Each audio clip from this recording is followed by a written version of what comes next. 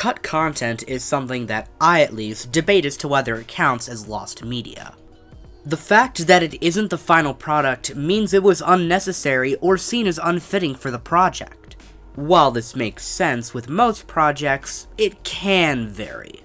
Take for example the film The Thief and the Cobbler, which was seized from the director Richard Williams after he failed to meet demands of the company Miramax. It was a passion project that he spent almost 3 decades on that went right down the drain. So, in some cases, the cut content holds more value depending on the situation.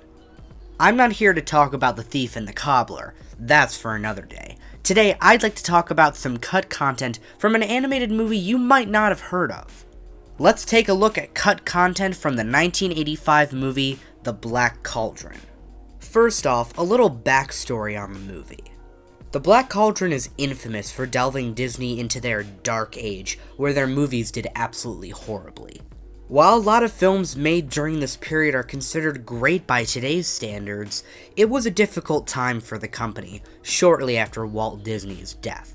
The Black Cauldron was Disney's 25th animated film, directed by Ted Berman and Richard Rich, who, with a name like that, I mean, he might be Richard Rich, I mean, it's possible. Charlie, it's not Richie Rich. Don't ruin my theory, I'm posting this to Tumblr. Anyway, the film had a hectic production when it was first completed. To add to the craziness of production, the first test screening was overwhelmingly negative. While it sounds like a typical piece of lost media, some children left the movie theater screaming at some of the graphic imagery in the movie. Jeffrey Katzenberg demanded that some of the disturbing scenes be trimmed down or even removed. He did this in fear of the movie being too long and families not wanting to see it, especially since it would most likely be rated PG-13 or even R with the content still in. All in all, 12 minutes were cut from the movie, while a plethora of other scenes were cut down due to them being important to the plot.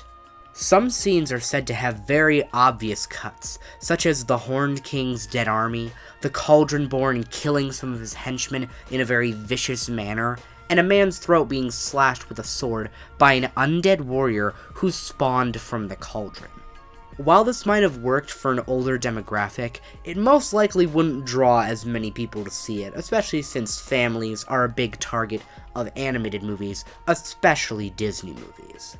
The reason these are so easy to spot is because of a notable cut in the soundtrack, which indicates a missing segment within the audio. This just shows how much of a mess of production was, among countless other reasons. The laziness of this production in the cuts is so apparent, it's kind of sad because of how much time went into the animation and story.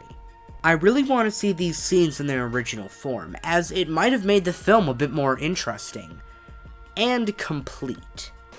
It isn't likely that these will ever get released or even leaked at all, since this is both in the dark ages of Disney and pretty gruesome for a family-friendly corporation altogether. They want to keep this secret safe in the vault for a long time. Note that this movie was originally made for an older audience, but then Jeffrey Katzenberg showed up. No one invited you. We're sitting here at a table, and then you come up with your iPhone 7 and your leather jacket, and you just sit yourself down. We've already ate, and you're just like, hey guys, and we just get up and leave. Then you buy a drink and insist on us paying. Just get out of here, Jeffrey. Go make DreamWorks already. You're gonna make a lot more money off that. Just please go. Would the film have been better with the deleted scenes?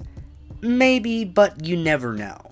There's speculation that producer Joe Hale has a full black and white cut of the movie, every scene still intact, but it's only really a guess.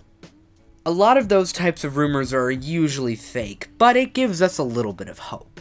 There is a pretty spoopy recreation of one of the lost scenes that's perfect for some subtle nightmare fuel. Other than that, not a lot of information has surfaced. Hopefully this informs more people of all of this, as I really want to see it found. This movie deserves to be seen in its proper form. Hey guys, just wanted to give a quick shout out to Glenn Walker. He was the voice of the one guy who questioned my obviously awesome theory. But yeah, I just wanted to say shout out to him. I'll leave a link to his channel in the description. And yeah, thank you so much for watching. Do whatever you want. This is the end screen title. I'll see you guys later. Bye-bye.